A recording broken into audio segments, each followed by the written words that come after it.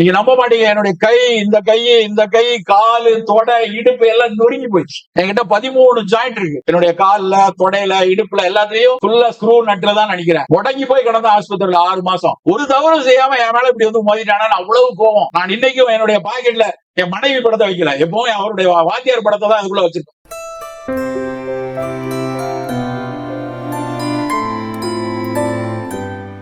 முதல் விஷயம் என்ன புரிந்து கொள்ளணும்னா, ஸ்ட்ரெஸ் இல்லாத மனிதர்களே கிடையாது. எனக்கு ஸ்ட்ரெஸ் இல்லையா, இருக்கதான் செய்யுது. உங்க வீட்டுல இருக்க சின்ன சின்ன பாப்பா குட்டி குழந்தைகள் கிளைங்க அதெல்லாம் விடுங்க. கை குழந்தை இருக்குல்ல, 5 மாச குழந்தை, 6 மாச குழந்தை, எவ்வளவு ஸ்ட்ரெஸ் இருக்கும்னு நினைக்கிறீங்க? அதுக்கு வயிறு பசிச்சாயமா கொஞ்ச நேரம் பால் கொடுன்னு சொல்ல முடியுமா? இல்ல எனக்கு காய்ச்சல் அடிக்கணும், எனக்கு காய்ச்சல் அடிக்குன்னு சொல்ல முடியுமா?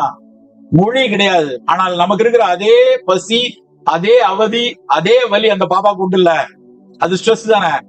அது ஸ்ட்ரெஸ் அதிகபட்சம் அது என்ன பண்ணும்? அழும். அழுகையை மட்டும் தாய் புரிந்து கொள்வான். இந்த அழுகை பசிக்காக அழுகிறது அப்படிங்கறத தாய் வந்து புரிந்து கொண்டு பசிச்சு கொடுப்பாங்க. நோய்க்கு அழுனாலும் அது சுணங்கி சுணங்கி அழுது அப்படிம்பாங்க எங்க ஊர் பக்கம். அதுக்கு வயிறு கடுக்கிற மாதிரி இருக்கு, தாய் அந்த அழுகையில கண்டுபிடிச்சிருவாங்க. சோ ஸ்ட்ரெஸ் எல்லாருக்கும் இருக்கு, இல்லாத ஆளே கிடையாது. அந்த கை குழந்தையில ஆரம்பிச்சு பள்ளி குழந்தைகள், கல்லூரியில இருந்து எல்லாருக்கும் ஸ்ட்ரெஸ் இருக்கு, எனக்கு உங்களுக்கு எல்லாம் இருக்கு. ஆனால் ஸ்ட்ரெஸ் போக்குறது அப்படிங்கிறதுக்கு வந்து அது இந்த மாதிரி உற்சாகமானமோ மதுவோ வேலைன்னு கிடையாது. அதை வந்து உருவாக்குறது சந்தை. காதலியை வந்து விட்டுட்டோம் அப்படின்னா உடனே தண்ணி அடிச்சு ஆடணும்னு சொல்லி கொடுத்தது சினிமா. யாரும் வந்து தேவதாஸ்ல இருந்து இன்னைக்கு இருக்கிற தனுஷ் வரைக்கும் அவங்க வந்து ஒருத்தி போயிட்டா கிடைக்கல அப்படின்னா உடனே ஆடி பாடி அதுக்கு ஒரு கொண்டாட்டத்தோட ஆடி அதை வந்து மது வருதுன்னா சரியா போயிடும்னு சொல்லிக்க. எந்த மது இருந்தோடனே காதலி போனதோடனே சந்தோஷமாயிருமா? ஆகாது.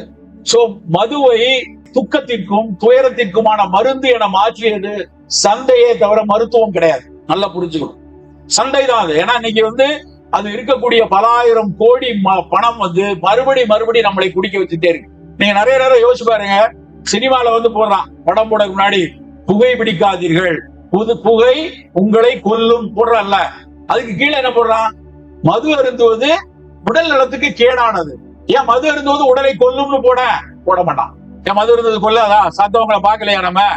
ஏன்னா அதுக்கு பின்னாடி ஒரு சந்தை இருக்கு, ஆகப்பெரிய சந்தை. பாண்டிச்சேரிக்கு எத்தனை பேர் வந்துட்டு இருந்தாங்க ஒரு காலத்துல, தொடர்ந்து பாண்டிச்சேரி போறேன் மாப்பிள்ள, பாண்டிச்சேரி போறேன் அப்படின்னாலே வேற அர்த்தத்துல இருந்துச்சு. அப்படியான விஷயத்தை கொண்டு வந்தது எது? அந்த வரியும் அந்த வரி விலக்கும் அந்த சந்தையும் தான் அதை உருவாக்குது, வேற எதுவும் கிடையாது. சோ மது வந்து ஒரு தீர்வு கிடையவே கிடையாது. எந்த காலத்திலும் அது ஒரு தீர்வு இல்லை. எந்த பொழுது அது ஒரு மயக்க நிலை. அந்த மயக்க நிலையில நீ வந்து சில விஷயத்தை மறப்ப. அதை மறப்பதற்கான மயக்கிடலை உன் நண்பன் தோல்ல கை போட்டு உன் கூட பேசிட்டு இருந்தா மறந்துடாதா? உன் காதலி உன்னோடு பேசி கொண்டிருக்கும் போது மறந்துடாதா? உன் மனைவி நல்ல வார்த்தைகளை பேசும்போது மறந்துடாதா? அந்த மாதிரியான ஒரு சூழலை நாம் உருவாக்கணும். நமக்கு எல்லாம் இருக்கக்கூடிய உறவுகளும் நமக்கு இருக்கக்கூடிய நட்புகளும் நமக்கான ஸ்ட்ரெஸ்ஸை குறைக்கும். அது முதல் விஷயம். இரண்டாவது, நமக்கான புரிதல்கள். வாழ்வு என்றால் இனிமையும் இருக்கும், கசப்பும் இருக்கும். வாழ்க்கை முடங்கி போவதற்கான சூழலும் வருங்கிற ஒரு விஷயம் இருக்கணும். 23 வருஷத்துக்கு முன்னாடி இதே சாலை எனக்கு வந்து ஒரு மிகப்பெரிய விபத்து. நீங்க நம்ப மாட்டீங்க, என்னுடைய கை, இந்த கை காலு தொடை இடுப்பு எல்லாம் நொறுங்கி போயிடுச்சு. 23 வருஷம். என்கிட்ட 13 ஜாயிண்ட் இருக்கு. என்னுடைய கால்ல தொடையில இடுப்புல எல்லாத்தையும் ஃபுல்லா ஸ்க்ரூ நட்டுல தான் நினைக்கிறேன். உடங்கி போய் கிடந்த ஆஸ்பத்திரியில 6 மாசம். இப்பொழுதுதான் மருத்துவமனையை பெருசா ஆரம்பிச்சிருக்க நேரம். அவ்வளவுதான்டா போச்சு, என்னடா நடக்கும், இப்படி லைஃபே போயிருச்சு அப்படின்னு நினைச்ச ஒரு விபத்து. ஒரு தவறு செய்யாம என் மேல இப்படி வந்து மோதிட்டானு அவ்வளவு கோவம். ஆனா என்னோட பார்க்க மருத்துவர் என்னுடைய ஆசிரியர் அவர். நான் இன்னைக்கும் என்னுடைய பாக்கெட்ல என் மனைவி படத்தை வைக்கல, எப்பவும் அவருடைய வாத்தியார் படத்தை தான் அதுக்குள்ள வச்சிருக்கேன். என்னுடைய டீச்சர் அவர் எப்படி வந்தாரு தெரியுமா? என்னை பார்க்கறதுக்கு நான் மொத்தமா அப்படி கிடக்கிற கை காலெல்லாம் மாட்டி வரும்போது குலோப் ஜாமுனும் ஜாங்கிரியும் வாங்கிட்டு வந்திருக்கேன். கண்ணீர் வலியுது எனக்கு. என் ஒய்ஃபுக்கு அவ்வளவு கோவம், ஏன் அவன் வாத்தியார் இப்படி வந்திருக்காரு அப்படின்னு. ஜாங்கிரியும் குலோப் ஜாமுனும் கொடுத்துட்டு, டே ஒரு 6 மாசம் ரெஸ்டா, அவனுங்க எல்லாம் சொல்லுவானுங்க 6 மாசம். அவரே பெரிய டாக்டர், அவர் சொல்றாரு, சர்ஜன் பக்கத்துல அடிக்கிறாரு, அவரை வச்சுட்டு இவனுங்க எல்லாம் சொல்லுவானுங்க 6 மாசம் ஆகும்ட்டு, நீ 3 மாசத்துல ஆஸ்பத்திரிக்கு வர, அதான் எந்திச்சு போலாம். நீ வந்து உன்னோட PhD இன்னும் முடிக்கல, இது ஃபைனல் பேப்பர் வந்து தீசிஸ் சப்மிட் பண்ணணும், ஒழுங்கா அந்த நேரத்துல லேப்டாப் வச்சு எழுதி முடிச்சிரு அப்படின்னு சொல்லிட்டு ஒரு வார்த்தை கூட இப்படிதான் நடந்துச்சு, ஏன்டா ஆச்சு, என்னடா ஆச்சு, ஒரு வார்த்தை கேட்கல. அப்புறம் லாட்டி ஜாகிரி எல்லாம் உன்னை இப்ப சாப்பிட விட மாட்டாங்க, உன் வீட்டுல எல்லாரும் கூட ஒருவேளை 4 நாள் கழிச்சு அப்படிலாம் சாப்பிடு அப்படின்னு சொல்லிட்டு போயிட்டு வரேன்னு போயிட்டாரு என்னுடைய ஆசிரியர் தெய்வநாயகம். ஆனா எனக்கு அன்னைக்கு மனசுல வந்து ஒரு அழுகையும் கோபமும் அந்த ஒரு நிமிஷத்துல குறைஞ்சது. அந்த 3 மாசத்துல என்னுடைய PhD கைடு வந்து என் கூட பக்கத்துல வந்து உட்கார்ந்து எனக்கு திருத்தி கொடுத்தாரு. பரவாயில்லடா, சனி ஞாயிறு நான் வரேன், எந்த கைடும் செய்ய மாட்டாங்க, ஆனா என் கைட்டு வந்தாரு, பக்கத்துல உட்கார்ந்து சாட்டர்டே சண்டே அவர் யூனிவர்சிட்டில இருந்து வந்து என் கூட உட்கார்ந்துருக்கிறாரு. என் PhD முடிச்சேன். என்னுடைய முதல் நூலை அந்த 3 மாதத்தில் ஒரு கையாலேயே தட்டச்சு செய்து முதல் நூலை வெளியிட்டேன். அன்னைக்கு ஒரு பெரிய ஸ்ட்ரெஸ் தான். ஆனா அன்னைக்கு மனசுல வந்து உத்வேகம் வந்துச்சு. எங்க எவ்வளவு பிரச்சனை வந்தாலும் ஓடக்கூடாது. 23 வருஷத்துக்கு முன்னாடி எழுந்து உன்னால் நடக்க முடியாதான்னு சொன்னாங்க. இப்ப 2 மணி நேரமா நின்று கொண்டிருக்கிறேன். எனக்கு எந்த பிரச்சனையும் கிடையாது, எந்த ஒரு ப்ராப்ளம் கிடையாது. சரி செய்யறோம். சோ ஸ்ட்ரெஸ் வரத்தான் செய்யும். விக்ரவாண்டினாலே அன்னைக்கு மிகப்பெரிய இது வந்து விபத்து தான். விக்ரவாண்டியா ஒரு பெரிய விபத்து நடக்கும்டா. எனக்கும் கை கால் உடைஞ்சு, ஒய்ஃபு உடைஞ்சு எல்லாம் நடந்தது. நான் நல்லா தான் இருக்கும், ஒரு பிரச்சனையும் கிடையாது. திரும்ப திரும்ப பிரச்சனைகளை சந்தித்துக் கொண்டேதான் இந்த உலகம் இருக்கும். எதிர்பாராத பணச்சிக்கல்கள் வரலையா, எதிர்பாராத மனச்சிக்கல் வரலையா, எத்தனையோ வருது.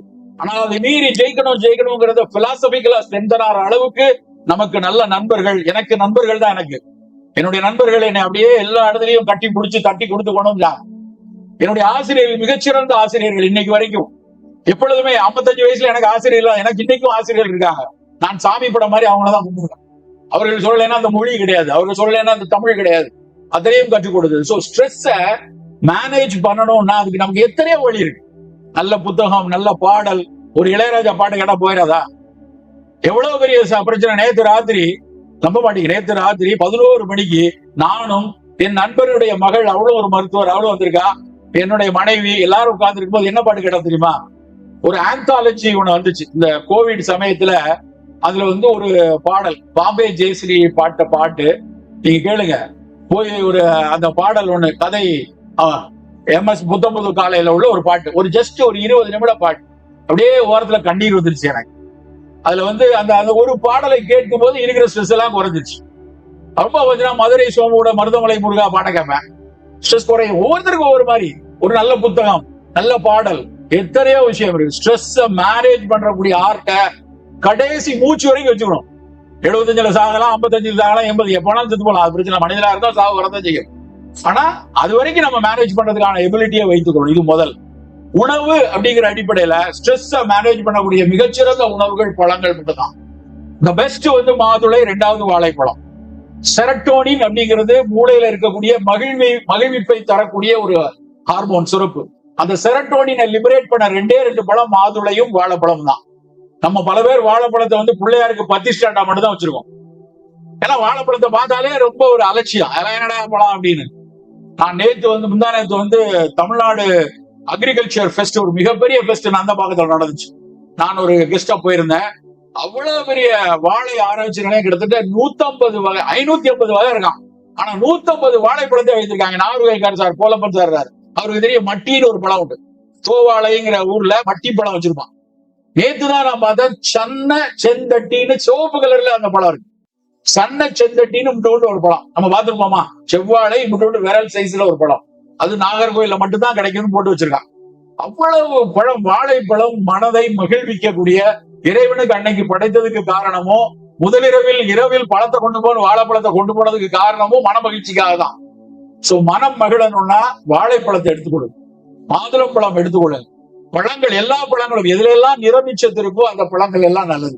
பழங்களை எடுத்துக்கொள்வோம். நல்ல மூச்சு பயிற்சி, பிராணாயாம பயிற்சி, அந்த பயிற்சிகளை எடுத்துக்கொள்வோம். மறுபடியும் ஒரு சொல்றேன், மது ஒருபோதும் மனதை வந்து அன்னைக்கு மது மயங்க வைக்கும், அறிவை இழக்க வைக்கும். அறிவை இழந்து மயங்கி கிடப்பதை நம்ம ஸ்ட்ரெஸ் பஸ்டர் நினைச்சோம்னா நம்மளை விட முட்டாள் உலகத்துல கிடையாது. ஒருபோதும் மது அருந்தாதீர்கள் பெண்களே, ஒருபோதும் மது அருந்துபவர்களை ஏற்றுக்கொள்ளாதீர்கள்.